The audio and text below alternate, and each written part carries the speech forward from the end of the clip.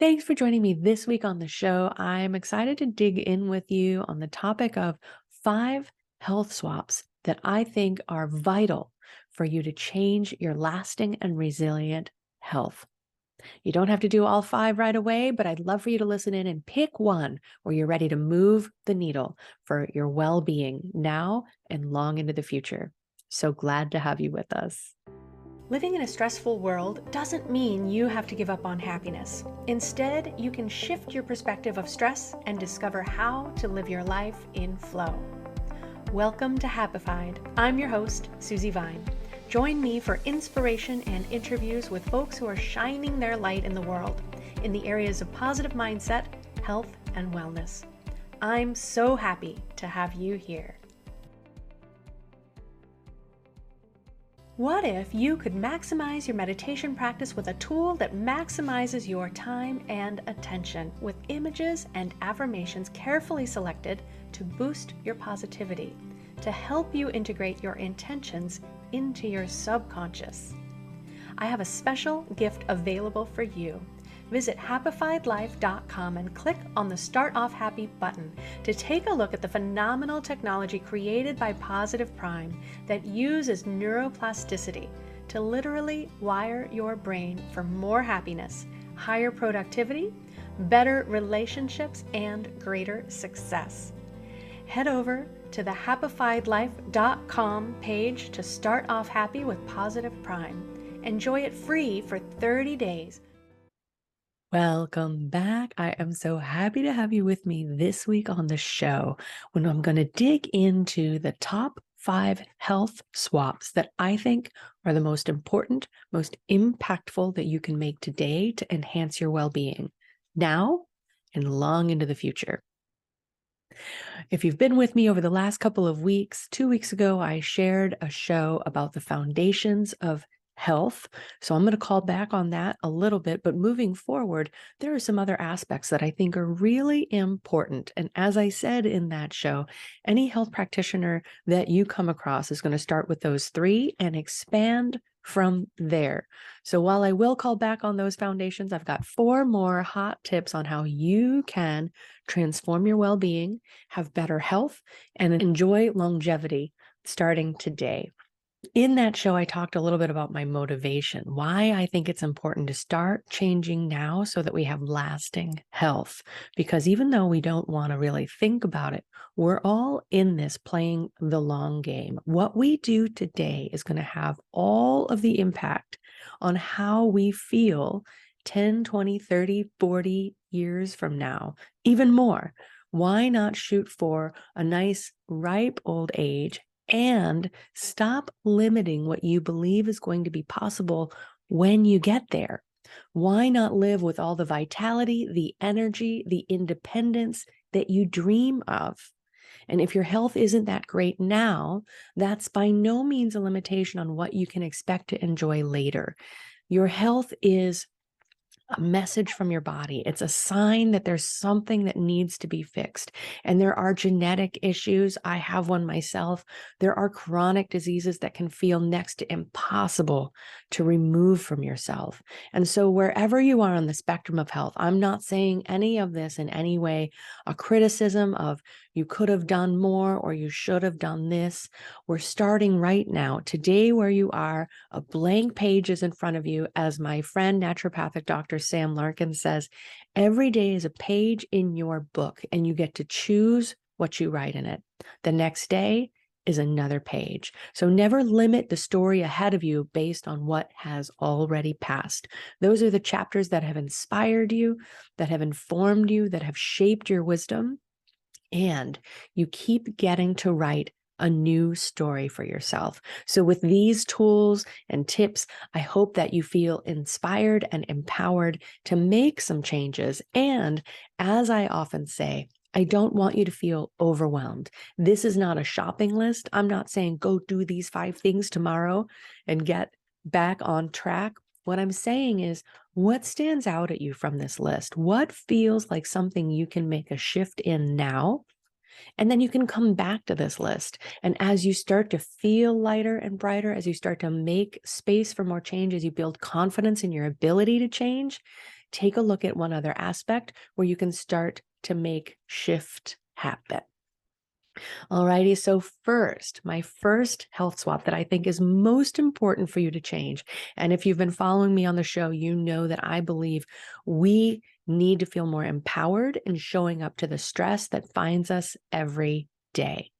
Stress is a part of life, although we have let it become a bigger part of life because this biological stress response that we feel comes along with our beautiful package, but we get to decide how much influence it has on us. So my number one health swap is recognize that stress is a biological response. We get to use physical and mental understanding to manage that response. We get to be in control of our own stress. So I had some great episodes. Recently, I talked with Dr. Amelia Nagoski, co-author with her sister of the book Burnout, The Guide to Completing the Stress Cycle. They've recently released their workbook, which I'm really excited to take a look at. And it really, beyond looking at how burnout manifests primarily in women, but it's an important book for men to read also, because it really looks at how emotions, unresolved, unattended, can build up and compound stress to push us over that tipping point into burnout.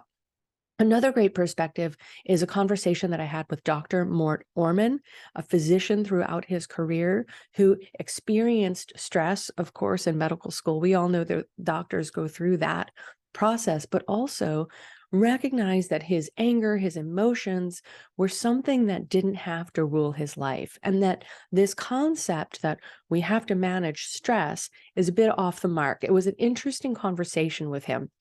And while I don't agree across the board, I think he illustrates a very important difference between the stress, which is our stress response, which is the way our bodies respond to stress and how they take it in and how it impacts us and what the effects of that are. But beyond the stress, how it lands on us, we have to take a look at the stressor. And until we address the stressors in our life, until we acknowledge what is causing our stress, what our triggers are, where stress is coming from, and resolve those as best we can on whatever channels we can, recognizing, again, as I already said, that stress is going to show up throughout our lives, but we don't have to be cultivating that stress response by leaving all of these stressors unanswered. So we can learn how to manage to alleviate our stress. I talk about that a lot on the show. If you want some tips, let me know where you're feeling it, and I will point you to the best conversation. I invite you to share comments here if you're watching the YouTube video or in our Facebook group, Live with Less Stress. And of course, you can always comment on my blog, happifiedlife.com, where every episode is listed. So you can always search previous shows there. Let me know how you feel stress is impacting you. If you want some support, if you want some tips on how to move the needle, how to lighten the load, how to start pulling some of these small everyday impacts of stressors out of the stress bucket so that you're not carrying so much all the time. Because when you let these little things add up and a big stressor comes along in your life, that's what tipped the scales. It's because you don't have the capacity left to handle one more thing. So I hope that that briefly inspires you to take a look at how can you feel more empowered to address the stress in your life, and how can you start to switch your fuel tank. If you are like so many of the high achievers that I know and have worked with, someone who has discovered that stress can help you get things done, right? That working up to the deadline, maybe procrastinating until the deadline, helps light a fire till you turn out your best work. If, getting that kind of pressure drives what you feel is a better performance, and so you're letting stress accumulate because you think that's the fuel that you need to succeed, how can you switch the tank? How can you switch it so that instead of pressure driving you to success, you can have more fun, you can enjoy more happiness along the way, because happier people have been measured to be more successful more quickly. So how can you switch tanks? If this is something you want to learn more about, again, reach out to me. Let me know that that piques your interest. And if I haven't already covered it in the show, if I can't point you to previous episodes, we'll dig into that because it's something that really lights me up. I think there's so much potential in flipping the script on stress and feeling more empowered so that we are not at the control of our physical, our biological response to stress. In fact, we can remove that impact, which is in 80% of diseases and illnesses that we are addressing today in the world. It's been found that about 80% of disease is coming from the influence of stress on our bodies. We know that we have epidemics of many chronic diseases that we are addressing. Metabolic imbalance, diabetes, heart disease is a huge unspoken danger that so many of us face. How can we take back control? We can do it by taking control of our stress and how it shows up in our lives. That's tip number one. The second health swap that I hope you feel inspired to make change with, to take action as soon as possible, is, as I already mentioned, those foundations of health. And if you visit Happified Life, I will share with you some links to previous shows where I've talked with some brilliant minds who will definitely inspire you to make change in one of these areas. If you didn't catch that episode, the 3 foundations of health, which I've included in one health swap because I'm cheating a little bit, are incorporating more movement, consistent movement to help get your body moving and feeling better. Quality food, so we get the nutrition that we need so our body can regenerate and restore itself the way it has been designed to do, and quality sleep, which is a tricky spot for so many of us. I've shared a lot of tips on that in that episode where I talk about the foundations of health. I have some resources if you want to download a guide. If you want a deep dive episode on sleep, let me know and I'll find one of my favorite experts to come on and join me, and we'll have a conversation about how you can get the quality sleep that your body is designed to want, because we're all different. We're all unique beings. There's no one size fits all solution or type of sleep or expectation that we're aiming for. So we can dig into that if you feel like that's an important episode to call down on the show. In terms of movement, I had a terrific conversation with Jana Danielson, someone who, as a very young and very successful student and young entrepreneur, was having debilitating stomach pain. And this is something that I've heard so many people experience, especially very successful, high achieving people, those type A kinds of people, even as children. As these characteristics emerge, I hear so many of them experiencing stomach pain.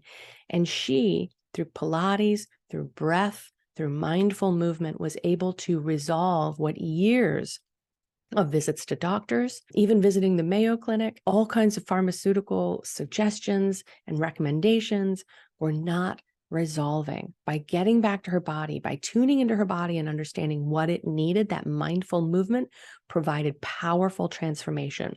Amber Wise was another terrific guest on my show, and Matt Travis is a coach who helps women, who helps mothers in particular, who are ready to reclaim their health, who are ready to put a priority on their own well-being after helping their family grow and be established.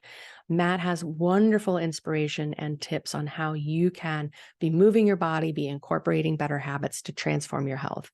In terms of food, I had some wonderful guests on that topic. Dr. Zainul Khan really has helped some of his patients transform type 2 diabetes through lifestyle changes. Vonda Schaefer is a wonderful therapist who uses micronutrients to help people have what they need. We need those feel-good neurotransmitters to feel as good as we can. And so if our food is depleted, we can even look to micronutrients and supplements, amino acids, to help us feel better more easily. Dr. Tracy Gapin is another great conversation where we talk about the power of micronutrients to help restore balance to our bodies without looking to medications. I also had a great conversation with Cheryl Major, a woman who, through her dietary changes, through changing what she was eating because she was worried about her husband's health, she discovered that she transformed her depression.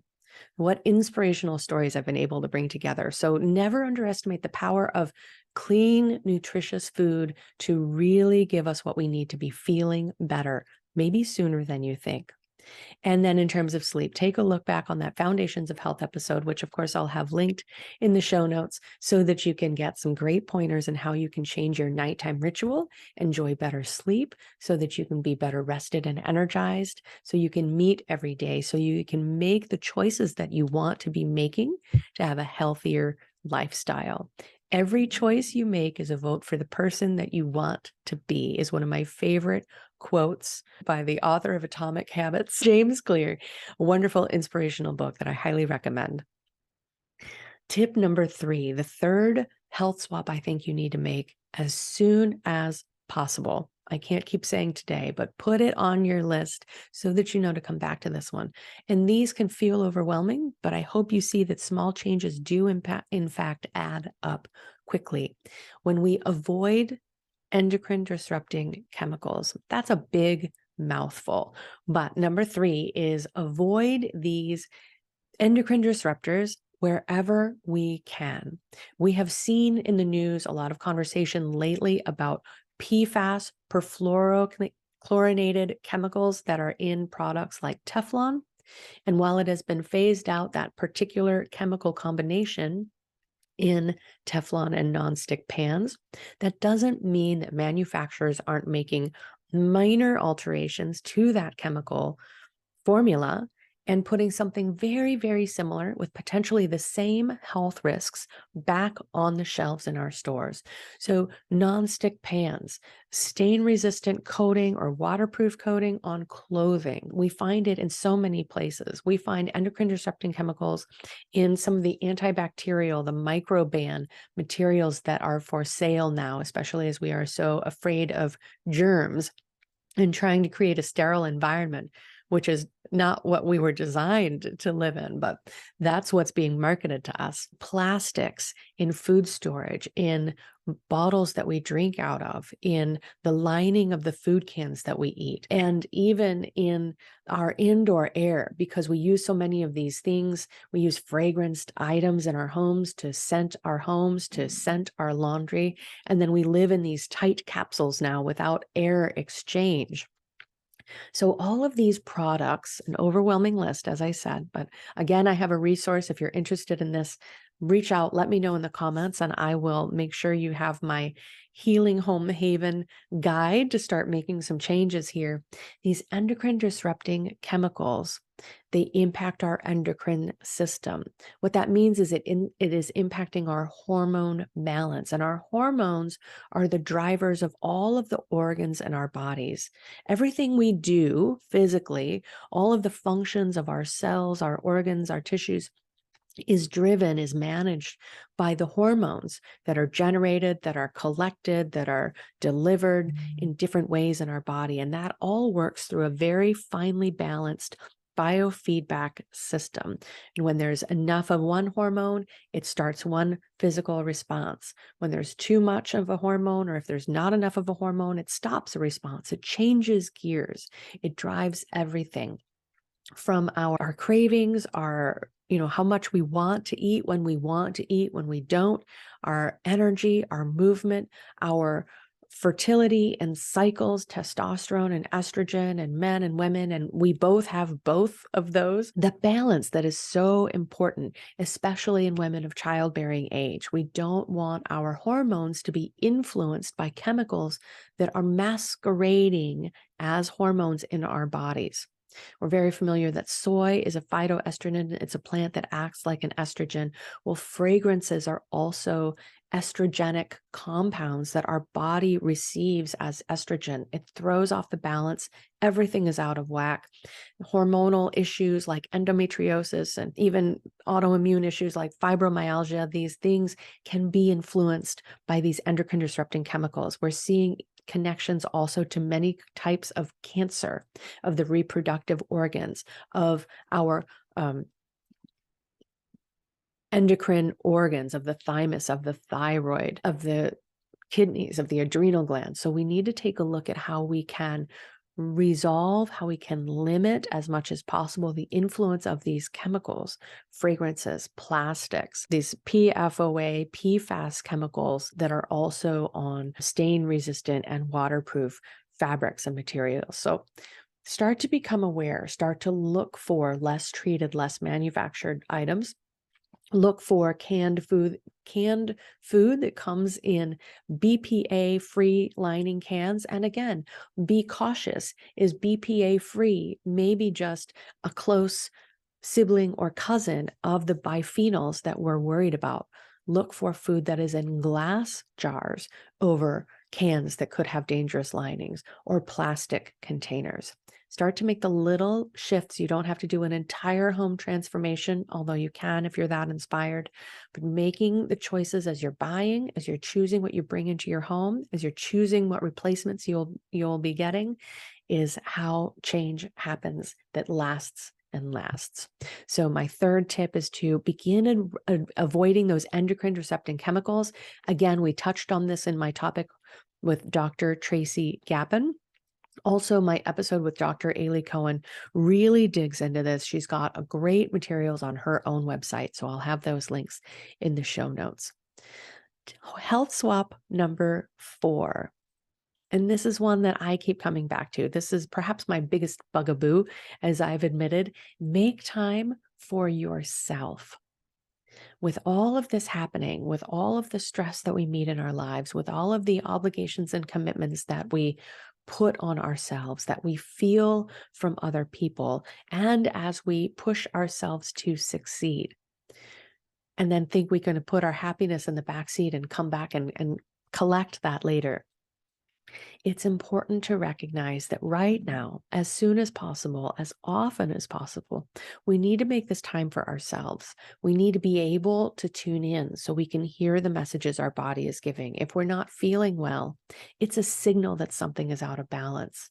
And we need to be able to understand. We need to be in tune with our bodies enough to know that this food doesn't agree with us, that I need more sleep than I was able to get last night. These messages are fundamental, and in a very loud world, it can be hard to perceive them. By making time for yourself, you start to open that door. Your happiness, as I've already said, in terms of how we address the stress in our lives, our happiness is so important. To not think that we can come back to it later, that it is, selfish or indulgent to do the things that make us happy. Because when we are happier, when we're more positive people overall, we are more open to feedback from others. We're more engaged in our communities and social spheres because we want others to be happy. As these little changes happen, we tend to be, and this is supported by research in the field of positive psychology, more successful. We succeed more quickly and easily with less strain and force because we are more positive people, and that changes everything. And that feels perhaps like a difficult shift to make, but neurobiology is powerful. And as we start to put more importance on feeling good, on having on the things that bring us gratitude, all of these little daily practices start to train our brain to look for these happier emotions. And so, as I said before, instead of having stress be the fuel that drives us forward, feeling happier and positive can be the fuel that helps us keep going, that helps keep our tank full so we never feel like we're running on empty. So, how do we make time for ourselves in this wild, all the time on, always demanding world? What I recommend and what I am continuing to work on myself is self-first scheduling. Don't forget to put your workouts at the gym, your quiet time with family, all of the little things that you think, well, of course, I know to do that, but they don't add up on your calendar. When you put them on your calendar, if something else tries to crowd that out, you can move that time, that commitment to yourself, to your family, to another place so it doesn't get lost. It doesn't get overwritten. It's something that you aren't just never getting around to. So start putting yourself on your calendar. Use some self-first scheduling. And remember that, space to play gives you access to creativity. You start to get those out of the box solutions that might be, have you stymied at work. And space to play also gives us access to moments of awe and wonder, which has also been found in research. Those are those kinds of emotions that help to slow time. If you feel like time is spinning by and every month goes faster than the last, I can say I have those moments where I just feel completely overwhelmed, starting to spin out. Those moments of awe and wonder are like bookmarks. We're so present, we're so engaged. It's something so new and novel that our brain is fascinated by. Those experiences give us these bookmarks that help us to slow the passage of time. And so that space for play and curiosity is not only healing, it doesn't only give us kind of the antidote to feeling stressed. It takes us back to that other end of the spectrum, but it helps us to feel less rushed, to feel less hurried, to be more present in the moments so that we're less influenced by worry from the past, by regrets of the past, by worry of the future. We can be here now, be more present with yourself, be more present with your family and the people that you love. And that starts by making time for yourself. And finally, the fifth health swap that I hope you'll feel inspired to make is to get connected. And as I just said in the fourth one, and so this will help to facilitate, first of all, get connected to yourself. Tune into what makes you happy. So many people, when I ask that question, they have to stop and think about it. It's been so long since they've done something for the sheer pleasure of doing it. We can come up blank. What makes you happy? How does your body feel in different situations? And when you ask different things of it, tuning into yourself is so important because it is, as I've already said, easy to get distracted by the noise, the chaos, the input in the world all around us. The most important input comes from within ourselves. So first of all, getting connected to yourself, I'm going to call back on. I think that's fundamentally important. I had some great conversations with Eba Connell, mindfulness and mindful food therapist in the Bay Area here. We had a wonderful, inspiring conversation. Megan Nolan uses yoga to help people get back in touch with their bodies. Kat Ruiz and I had a great conversation about the power of breath work, not only for ourselves as big kids, but for our littles as well, for the impact that she has seen in her children growing up with access to breath work, to connecting to their breath and how that's transformative for them in being present, in being connected to themselves. But it's also important to remember that we are social beings. We want to be connected to others. We wanted to be connected to others that uplift us, that inspire us, that aren't holding us back and weighing us down. And I'm not saying we need to delete some people from our friend group because they aren't who we aspire to be. They don't lift us up, but we can start expanding our friend group. We can start calling in more of the people who do lift us up, who give us what we'd like to receive, and who welcome what we are able to give them without demanding more, right? People who honor our boundaries, because you deserve to have boundaries. It takes boundaries to do that self-first scheduling. So you'll find pretty quickly where some people don't want to respect that, where you need to keep reiterating what you're able to give, what you choose to give, and hold the line. You can surround yourself with people who honor that, who acknowledge that, or people who just demonstrate that to you until you can learn from them and begin to do that for yourself. We want to be with people who honor who we are and what we're willing to give and don't demand more than that. And also, if you have trouble feeling connected, if you feel disconnected, if you feel like you're surrounded with people who aren't looking for the same things that you are, who don't put a priority on your personal well-being, on your health, the way that you want to for yourself, you need that inspiration. Look for ways to get connected with them. And so one way is to look for things you would like to learn. Look for classes that would be interesting, that would pique your curiosity, that would give you some of that awe and wonder. Perhaps a creative class, a writing class, a movement class, a travel experience, food and wine. There's so many different interests we can explore through continuing education, extension programs.